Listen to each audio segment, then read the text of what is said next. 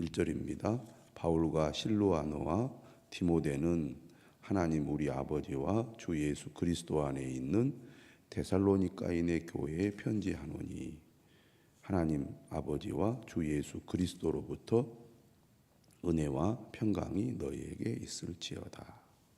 인사말이죠. 그리고 3절에 또 이렇게 말합니다. 형제들아 우리가 너희를 위하여 항상 하나님께 감사할지니. 데살로니가 전서에서도 이런 표현을 사용했죠. 후서에서도 똑같이 이런 표현을 사용하고 있습니다. 그런데 이렇게 말하고 있어요. 이것이 당연함은. 바울은 데살로니가 교회를 보면서 하나님께 항상 감사를 했습니다. 그곳에 오래 머물지 못했고 빨리 피신하여 나올 수밖에 없었던 사도 바울이었는데 이 데살로니가 교회 성도들이 신앙의 뿌리를 잘 내리고 믿음이 성장하고 있다는 소식을 들었기 때문에 하나님께 더욱 감사할 수밖에 없었습니다. 그런데 지금 그 이후 짧은 기간이지만 그 이후에 소식들을 들었잖아요. 특별히 디모데를 통해서 소식을 들었기 때문에 이렇게 표현하는 겁니다. 이것이 당연함은 너희의 믿음이 더욱 자라고 너희가 다 각기 서로 사랑함이 풍성함이니. 지난 전서하고 비교해 볼 때 지금 데살로니가 교회 성도들의 믿음이 그전보다 더 성장했다는 거죠. 그리고 다 각기 서로 사랑함이 이전보다 더 풍성해졌다는 겁니다. 우리가 자녀들이 이전보다 더 성장하고 더 성숙해졌을 때 부모가 기쁘듯이 바울이 개척한 교회 성도들의 신앙이 더 성장하고 그들 공동체가 사랑으로 더욱 풍성해졌을 때 얼마나 기쁘겠습니까? 그런데 이 모든 것이 하나님의 은혜라고 바울은 믿었기 때문에 항상 하나님께 감사한다 이렇게 표현을 하고 있는 겁니다. 바울과 같은 감사의 고백과 믿음이 우리에게도 있어야 되겠죠. 모든 것이 하나님이 하신 일입니다. 바울은 자신이 개척했지만 오래 못 있었잖아요. 그런데 그들이 성장했어요. 누가 한 겁니까? 하나님이 한 거죠. 우리의 삶에 일어난 이런 삶의 변화나 또 복이나 이런 것들이 누가 하신 거라고 우리가 믿고 고백을 해야 됩니까? 하나님께서 하신 겁니다. 우리가 자녀를 낳아서 기르지만 자녀들이 건강하게 성장하고 자녀들의 삶에 하나님의 복이 임하고 나타날 때 하나님이 하셨다라는 믿음을 우리가 갖고 있다면 바울처럼 하나님께 감사해야 되겠습니다. 우리는 이런 표현을 하잖아요. 다 내 덕이다. 내가 얼마나 너희들 위해서 노력하고 애를 썼는 줄 아느냐. 그래서 우리가 자녀들에게 공치사할 때가 많습니다. 다 내 덕분이다. 다 내가 애를 쓴 결과다. 이런 말을 많이 하는데 바울처럼 우리가 너희를 위하여 항상 하나님께 감사한다. 이 말씀을 우리가 자녀들에게도 적용할 수 있는 거죠. 또 우리가 교회에서 누군가를 전도하거나 또 도와서 믿음이 연약한 성도가 믿음이 성장하고 믿음이 세워지는 것을 보면서 다 내 덕분인 줄 아시오. 이렇게 말하기보다는 하나님께 감사합니다. 하나님께서 하셨습니다. 이러한 감사가 우리 모두에게 있으면 좋겠습니다. 그리고 두 번째로는 너희의 믿음이 더욱 자라고 너희가 다 각기 서로 사랑함이 풍성함이니. 바울의 기쁨이면서 이것은 하나님의 뜻입니다. 어려움 속에서도 믿음이 더욱 자라고 서로 사랑함이 풍성하기를 원하는 것이 하나님의 뜻이라는 겁니다. 작년보다는 올해보다는 내년이 믿음이 더 성장해야 되지 않겠습니까? 많은 경우 성장에 대한 기대나 또 목표가 없이 신앙생활을 하는 경우가 많습니다. 그런데 물론 우리가 어떻게 하다 보니까 성장하고 어떻게 하다 보니까 성숙해질 수도 있죠. 열심히 말씀을 따라 우리가 순종하면 내가 알지 못하는 사이에 믿음이 성장하고 또 믿음이 성숙해질 수도 있습니다. 그것은 우리가 말씀을 따라 순종하는 삶을 적극적으로 할 때 이루어지는 것이죠. 그런데 아예 나는 성장에 대한 관심도 없고 성장에 대한 목표도 없이 그냥 이대로 그냥 할 거야 이렇게 생각하면서 신앙생활을 하다 보면 1년 전이나 지금이나 또 지금이나 내년이나 별로 차이 없이 항상 성장, 성숙이 없는 신앙생활을 할 수가 있고 또 반대로 오히려 신앙생활이 갈수록 더 퇴보할 수도 있습니다. 그런데 오늘 이 5절의 말씀을 보면 하나님은 우리의 믿음이 더욱 자라고 다 각기 서로 사랑함이 풍성하기를 원한다는 겁니다. 이러한 목표를 가져야 하고 이런 성장과 성숙한 신앙생활, 교회 생활에 대한 열정과 또 열심을 우리가 가져야 되겠습니다. 6절이죠. 그러므로 너희가 견디고 있는 모든 박해와 환난 중에서 너희 인내의 믿음으로 말미암아 하나님의 여러 교회에서 우리가 친히 자랑하노라. 데살로니가 교회는 바울에게 있어서는 매우 뿌듯한 교회인 거죠. 그래서 데살로니가 교회를 봐라 이렇게 바울은 자랑을 하고 있다는 겁니다. 그런데 이제 바울이 6절에서 말하는 내용을 보면 바울이 데살로니가 전서에서 고난에 대한 언급을 했습니다. 그런데 지금 6절에 보니까 그 전보다 고난이 더 심해진 거예요. 그래서 6절은 뭐라고 표현하냐면 모든 박해와 환난이라는 표현을 사용하고 있습니다. 그러니까 바울이 후서를 기록한 것은 전서와 다른 교회의 상황 변화 때문이라고 볼 수 있는 거죠. 거기에 대한 답변을 주기 위해서 이 편지를 쓴 것인데 그들이 믿음이 더욱 자라고 서로 풍성한 사랑을 하고 있다는 증거가 뭐냐면 모든 박해와 환난 중에서 인내와 믿음으로 이 환난과 박해를 잘 견뎌내는 것. 그전보다 더 힘든 박해와 환난인데 그들이 그것을 잘 이겨내고 공동체가 하나 되고 있는 것이 바로 믿음과 사랑이 이전보다 더 성숙한 모습으로 나타나고 있기 때문이라는 겁니다. 그러니까 왜 이 성장과 그리고 사랑이 중요하냐면 평소에는 잘 못 느끼는데 어려움을 겪었을 때 믿음이 성장할수록 그 어려움을 잘 견뎌내고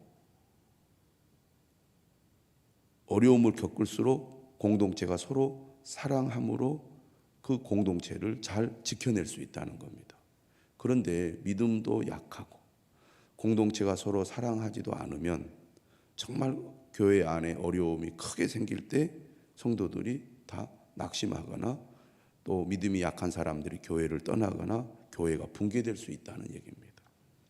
그렇기 때문에 모든 박해와 환난 중에서 인내와 믿음으로 잘 이겨내려면 믿음이 더욱 자라야 하고 공동체는 서로 사랑을 풍성하게 해야 된다는 것입니다.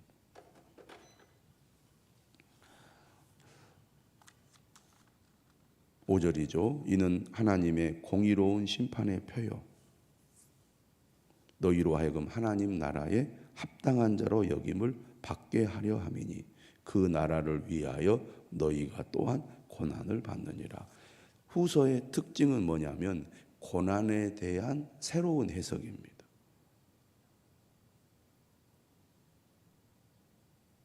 고난에 대해서 어떻게 해석을 하냐면 이는 하나님의 공의로운 심판의 표다 이렇게 해석을 하고 있습니다.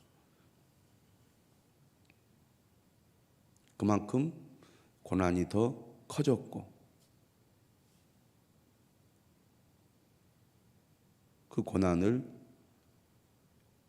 견디기 위해서는 하나님께서 왜 우리에게 이런 고난을 주시는지 허락하시는지 그 고난의 의미에 대해서 좀 더 깊은 이해가 필요했습니다. 하나님께서는 지금 겪는 이 모든 박해와 환난은 하나님의 공의로운 심판의 표시다라고 말하는데 언뜻 보기에는 잘 이해가 안 되는 말이죠. 왜 고난 당하는 게 하나님의 공의와 관련이 있느냐 이렇게 우리가 생각할 수 있잖아요.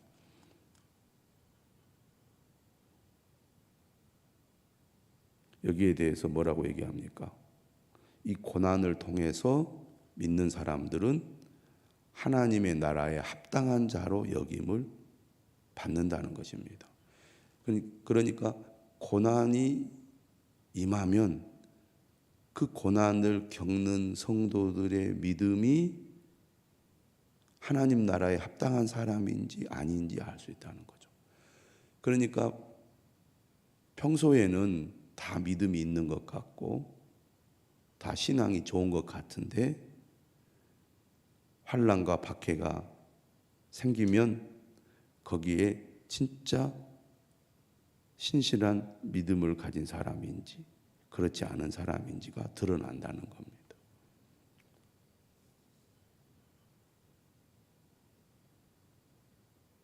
그리고 왜 고난이 있느냐라고 할 때 이렇게 말하죠. 그 나라가 무엇입니까? 하나님의 나라죠. 하나님의 나라를 위하여 믿는 자들이 고난을 받는다는 겁니다. 예수님께서 이 땅에 오셔서 고난을 받으셨잖아요. 하나님의 나라를 위하여 이 땅에 오셔서 고난을 받으셨습니다. 예수님을 믿고 따르는 제자들 역시 고난의 삶을 살았고 예수님을 믿는 그리스도인들도 예수님을 본받아 고난을 받게 된다는 얘기죠. 하나님의 나라를 이루기 위해서 고난은 필수적이다 그런 얘기입니다. 고난은 불가피하다는 겁니다. 기독교 역사가 그걸 말해주는 거죠. 고난 없이 그냥 편하게 사는 것 이것이 우리는 복이라고 생각하는데 예수님께서 이 땅에 오신 목적 또 우리의 삶의 목적을 어디에 두라고 성경은 얘기합니까? 하나님의 나라죠. 그런데 하나님의 나라를 이루는 삶에는 고난이 불가피하다는 거죠. 고난 없이 하나님의 나라가 이루어질 수 없다는 겁니다. 우리나라만 생각해 보더라도 선교사들이 이 땅에 와서 복음을 전할 때 얼마나 많은 고난을 겪었습니까? 한국 기독교 초기 역사를 보면 많은 사람들이 고난을 견뎌내고 믿음을 지켜왔기 때문에 오늘 우리가 예수 그리스도를 믿는 거 아니겠습니까? 지금도 고난 가운데서 믿음을 지키는 성도들이 전 세계적으로 많이 있습니다.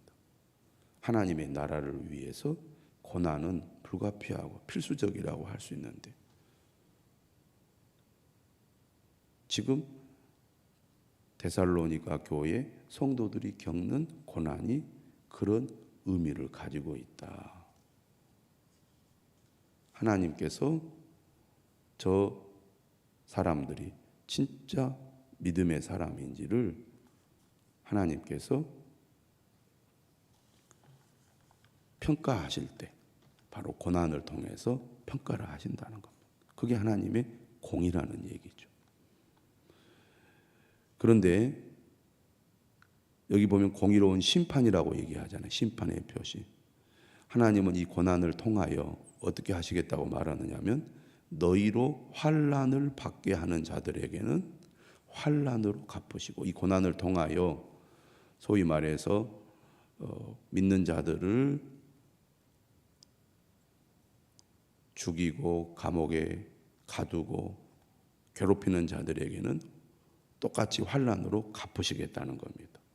그리고 환난을 받는 너희에게는 우리와 함께 안식으로 갚으시는 것이 하나님의 공이시니. 지금 겪는 환난은 힘들지만 이런 환난을 받는 믿음의 사람들에게 하나님께서 반드시 안식으로 갚으실 거다, 그런 얘기죠. 언제? 주 예수께서 자기의 능력의 천사들과 함께 하늘로부터 불꽃 가운데 나타나실 때, 예수 그리스도의 재림을 얘기하는 거죠. 그때 하나님이 어떻게 공의로운 심판을 행하실 거라고 말합니까?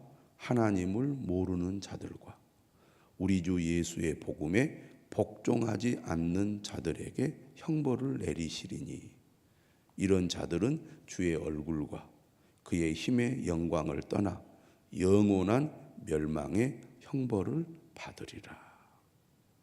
영원한 형벌을 내리시겠다는 겁니다. 그날에 10절이죠. 그가 강림하사 그의 성도들에게서 영광을 받으시고 모든 믿는 자들에게 놀랍게 여기심을 얻으시리니 이는 우리의 증거가 너희에게 믿어졌습니다. 그러니까 지금 겪는 환난과 박해가 견디기 힘들지만 이것을 인내함으로 이겨내고 믿음으로 이겨내는 사람들은 하나님의 공의로운 심판의 때 영광을 얻게 될 거라는 것이죠.